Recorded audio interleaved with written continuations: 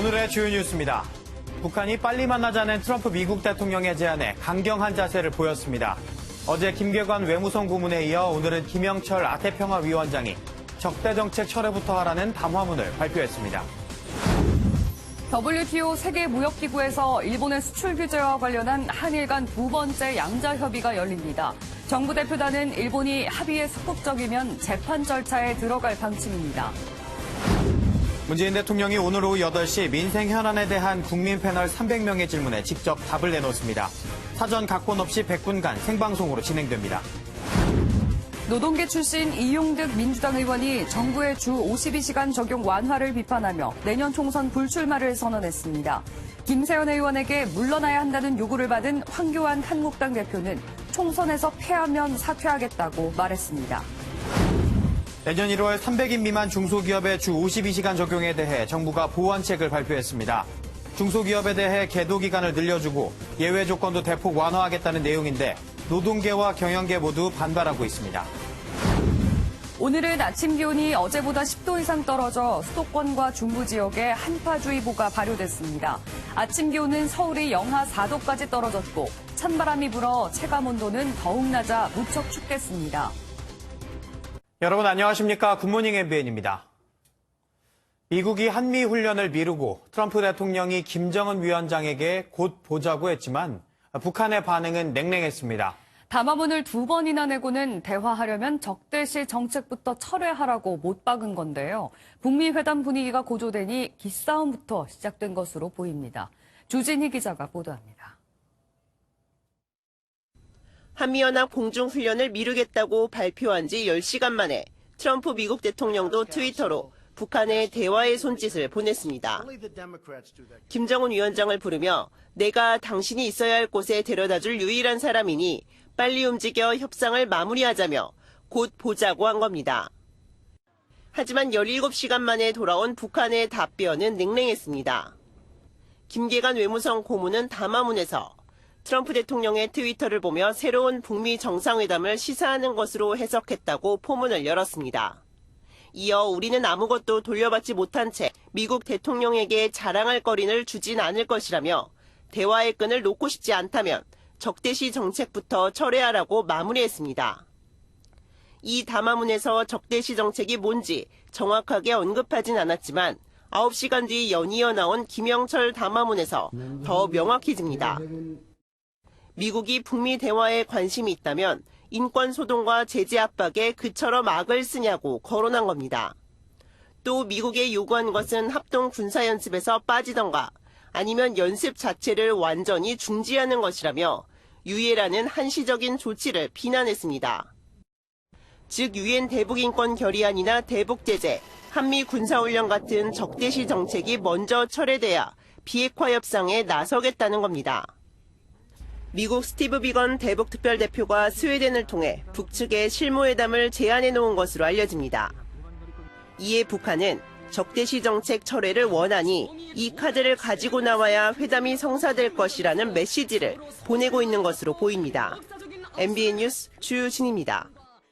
한미 방위비 분담금 특별협정을 위한 세 번째 회의가 오늘도 이어집니다. 양국의 이견이 여전한 가운데 미국 대사는 국회 정보위원장을 관저로 불러 방위비 인상을 압박한 것으로 전해지는데요. 보도에 김도형 기자입니다. 방위비 분담금 3차 협상 장소인 한국국방연구원 앞입니다. 협상 시작 몇 시간 전부터 경찰 병력이 건물 전체를 에워싸는가 하면 안전 펜스와 추척 방지망까지 설치됩니다.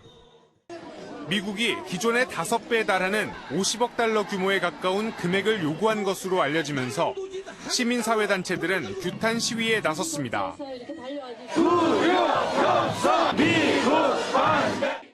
어제 한미 양국 대표단은 비공개 회의를 진행했지만 협상은 4시간 만에 끝났습니다.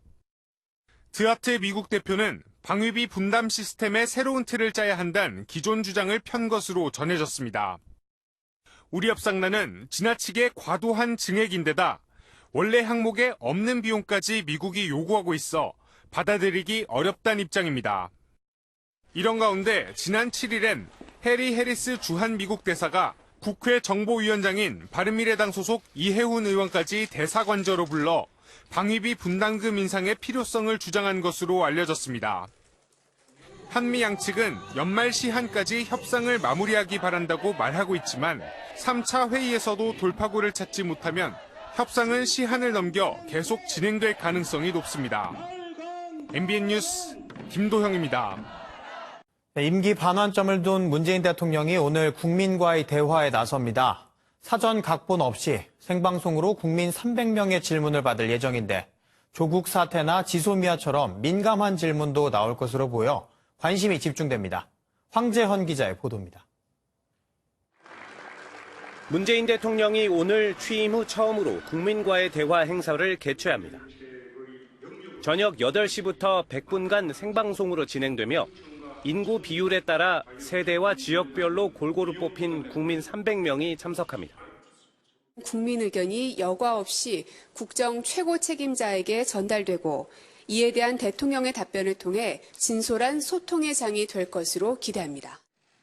전 대통령의 국민과의 대화도 여러 차례 있었지만 국민들이 생방송에서 각본 없이 자유롭게 질문하는 형식은 이번이 역대 처음입니다. 동갑내기 가수 겸 DJ 배철수 씨 진행으로 조국 전 법무부 장관 임명과 경제 성장률과 일자리, 그리고 총선, 경색된 남북 관계에 대한 질문을 쏟아낼 것으로 보입니다. 문 대통령은 취임 1주년과 2주년 때는 언론들과의 기자간담회를 통해 소통 행보를 펼쳐왔고 임기 마칠 때까지 촛불 어떤 정신을 지켜내는데 온 힘을 다하겠다는 그런 말씀을 드리고요. 지난해엔 퇴근길 국민들과 만나는 깜짝 호프 미팅을 하기도 했습니다.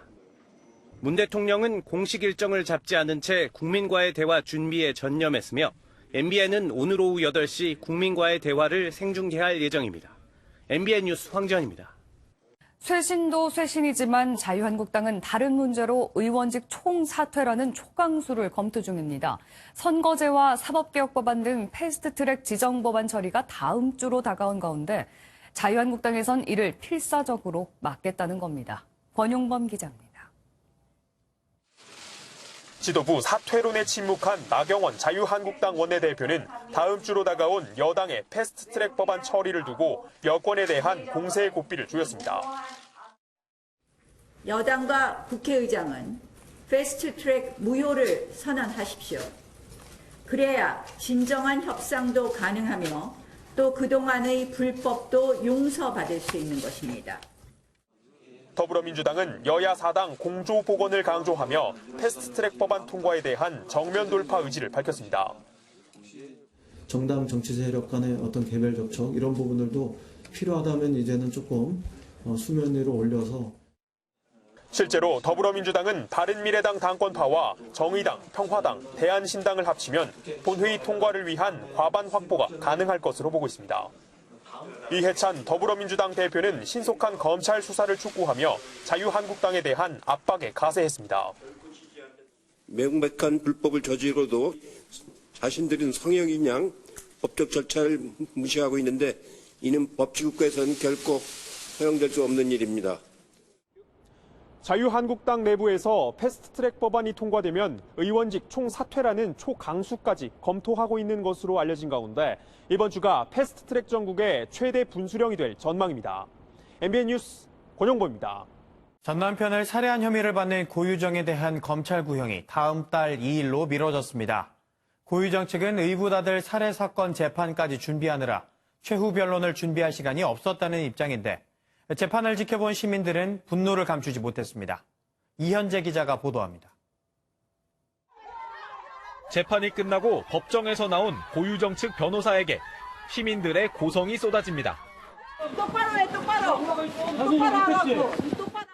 당초 이번 7차 공판은 구형이 있을 것으로 예고됐지만 고유정 측은 재판을 한 번 더 하자고 요구했습니다. 최근 의붓아들 살해 사건이 기소돼 시간이 부족했다는 이유입니다. 법원은 피고인의 방어권 행사를 위해 시간을 더 줄 수는 있다면서도 피고인의 구속기한이 한 달밖에 남지 않아 검찰 측 신문은 그대로 진행하겠다고 결정했습니다. 고유정은 우발적으로 범행을 저질렀다는 주장을 바꾸지 않았고 범행 동기를 묻는 질문엔 진술을 거부했습니다. 고유정은 손을 다친 이유에 대해 새로운 진술을 했습니다. 흉기를 들고 아이가 있는 방으로 들어가려는 전 남편을 막다가 다쳤다는 주장입니다. 고유정에 대한 결심 공판을 다음 달 2일로 정한 재판부는 오늘 의붓아들 살해 사건에 대한 공판 준비 기일을 진행한 뒤 두 사건의 병합 여부를 결정할 계획입니다. MBN 뉴스 이현재입니다. 어제 부산의 한 고층 아파트 엘리베이터가 갑자기 꼭대기층까지 상승한 뒤 멈추는 사고가 있었습니다. 서울 마포구 내부순환도로를 달리던 승용차에서 불이 나 운전자가 급히 대피하는 일도 있었습니다. 노태현 기자입니다.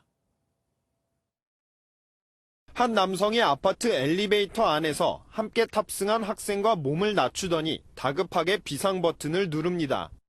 어제 오후 4시 20분쯤 부산 사하구 다대동의 한 고층 아파트 엘리베이터가 급상승하는 사고가 발생했습니다. 엘리베이터는 꼭대기인 18층까지 올라간 뒤에서야 멈춰섰고 경상을 입은 주민 2명은 구조대원에 의해 구조됐습니다. 소방당국은 도르래 부분에 문제가 생겨 사고가 난 것으로 보고 정확한 원인을 조사하고 있습니다. 차량 앞쪽에서 연기가 솟아오릅니다. 서울 성산대교에서 홍제천 방향 내부순환도로를 달리던 회색 소나타 차량에 불이 난 건 어젯밤 11시 40분쯤. 운전자가 긴급 대피해 인명피해는 없었지만 차량 절반가량이 타 소방서 추산 150만 원의 재산 피해가 발생했습니다. 어제 오후 5시 55분쯤에는 경기 용인시의 5층 상가 건물에서 불이 나 20분 만에 꺼졌습니다. 이 사고로 건물 4층과 5층에 있던 요양원 입소자 등 10여 명이 연기를 들이마셔 병원에서 치료를 받고 있습니다. MBN 뉴스 노태현입니다.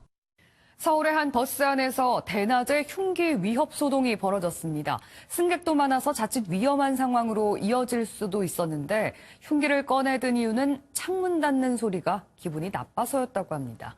정태훈 기자가 단독 보도합니다. 버스 안 여성이 뒷좌석 남성과 무언가를 얘기하는 듯 보이더니 갑자기 가방에서 흉기를 꺼내 위협합니다. 당황한 승객들은 하나둘 자리를 피하고 두 사람의 대치는 한동안 계속됩니다. 달리던 버스 안에서 승객이 다른 승객을 흉기로 협박하는 사건이 일어났습니다. 협박을 이어오던 여성은 10분도 채 안 돼 이곳에서 출동한 경찰에 붙잡혔습니다. 여성이 흉기를 꺼내든 이유는 창문 닫는 소리가 귀에 거슬렸기 때문으로 알려졌습니다. 창문을 밟고 일반 승용차처럼 들어오진 않아요. 버스인처럼 당겨도 소리 난다고.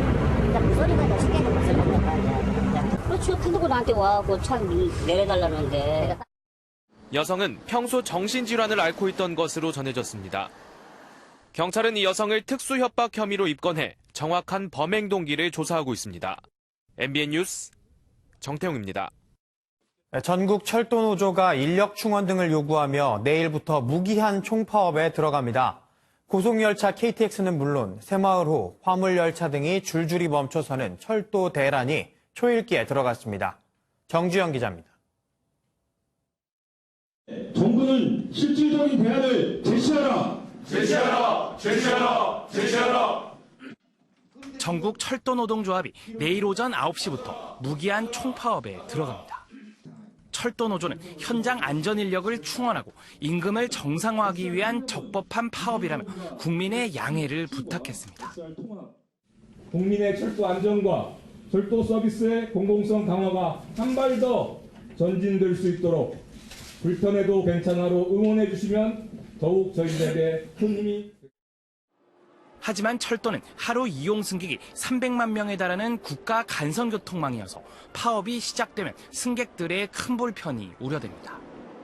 정부가 비상수송 대책을 마련하겠다고 밝혔지만 KTX 운행률은 70% 밑으로 떨어지고 화물열차는 3대 중 2대가 멈춰 물류 대란이 불가피합니다.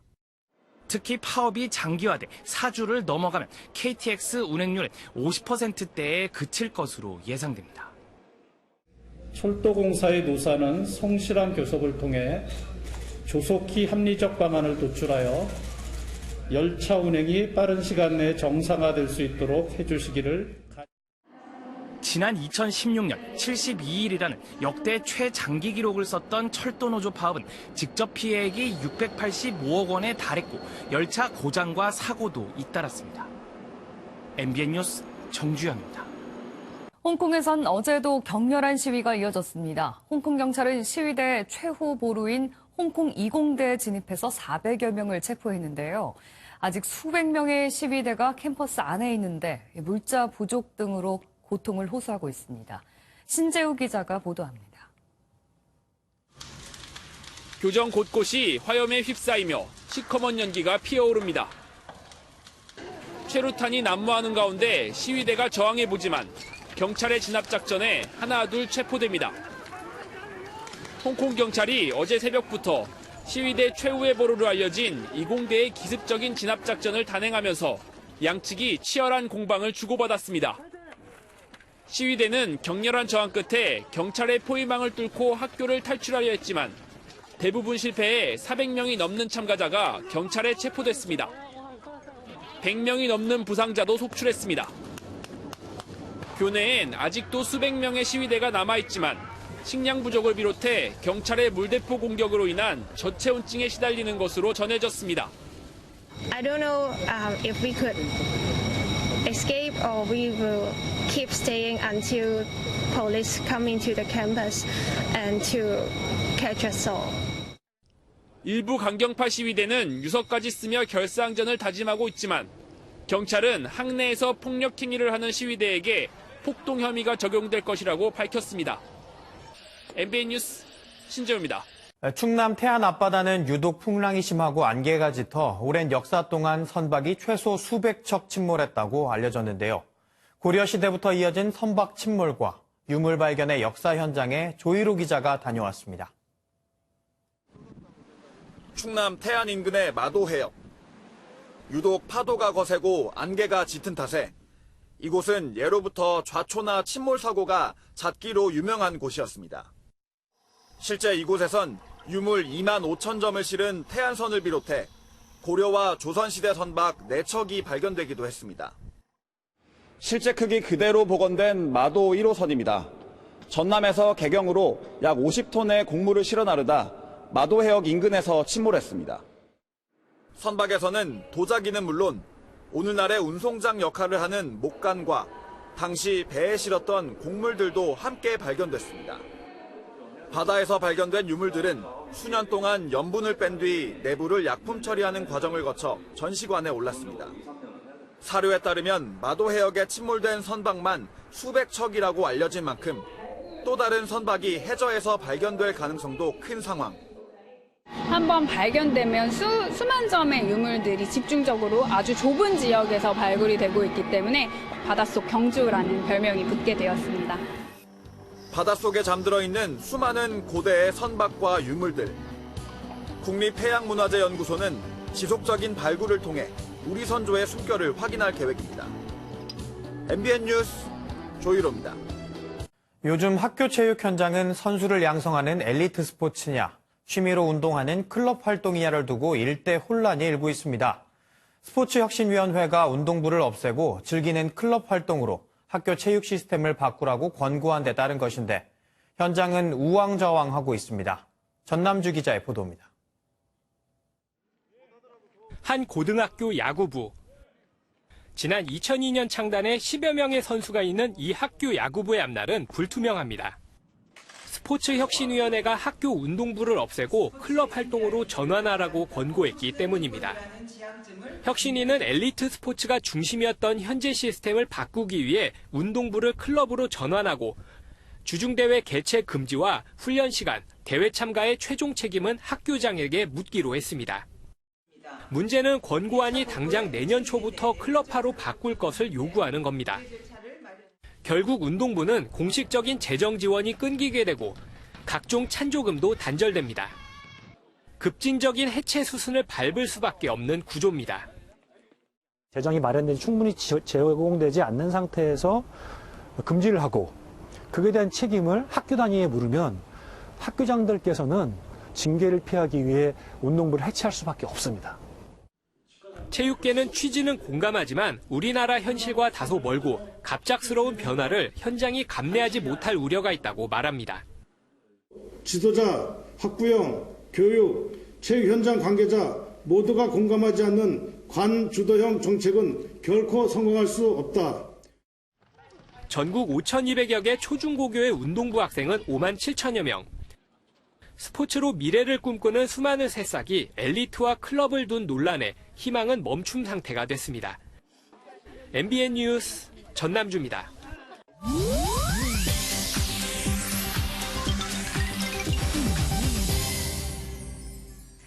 인터넷 와글와글입니다.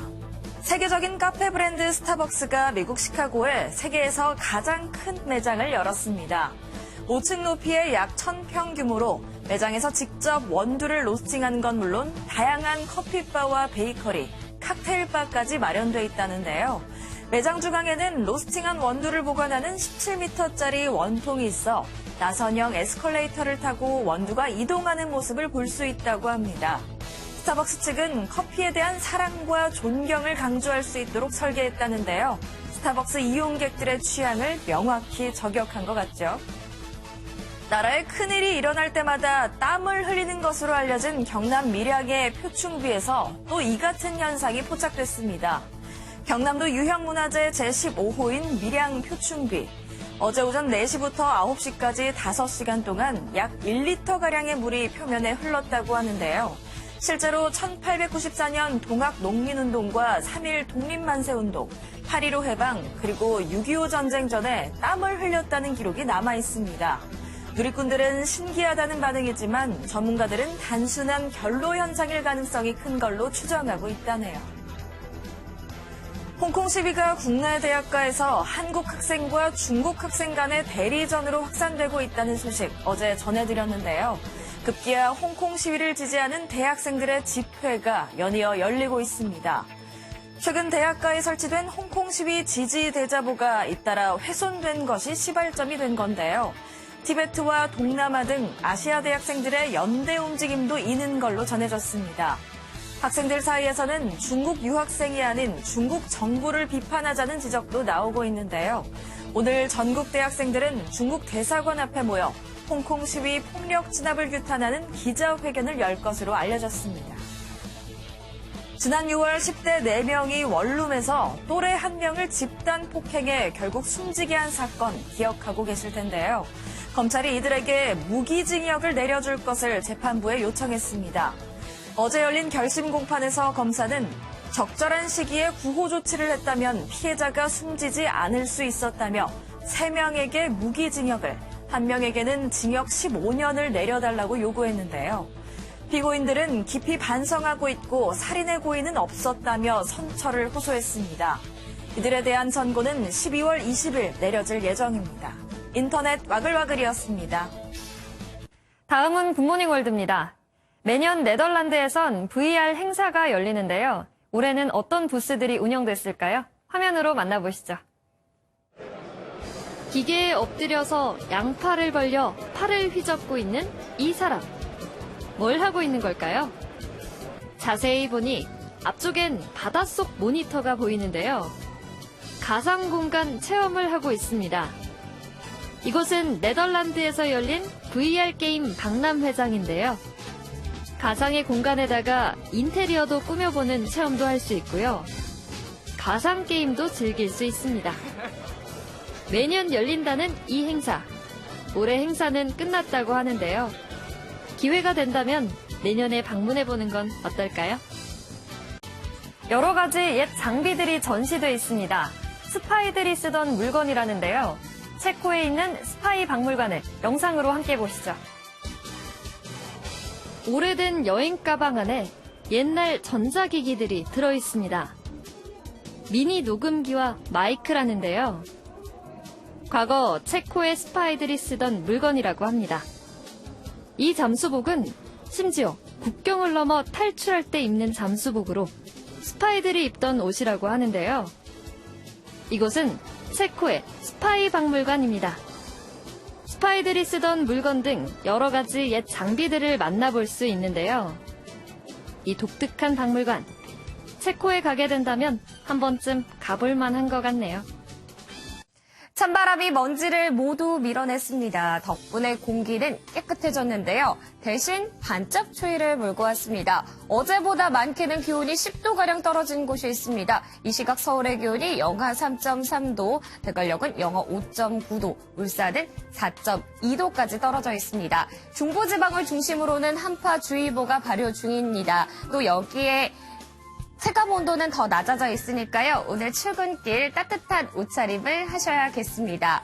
밤사이 강한 한기가 곳곳에 눈비구름을 만들었습니다. 오늘 아침까지 충남 서해안과 전북 동부, 제주 산지에서는 5mm 미만의 비나 1cm 안팎의 눈이 더 오는 곳이 있겠습니다. 지금 충청에서는 눈이나 비가 오는 곳이 있고요. 경기 남부, 호남, 제주 산지에서는 눈발이 날리거나 빗방울이 떨어지는 곳이 있습니다. 오늘 전국에 가끔 구름 많겠지만 수도권과 강원도는 오후부터, 영남은 밤부터 맑아지겠습니다.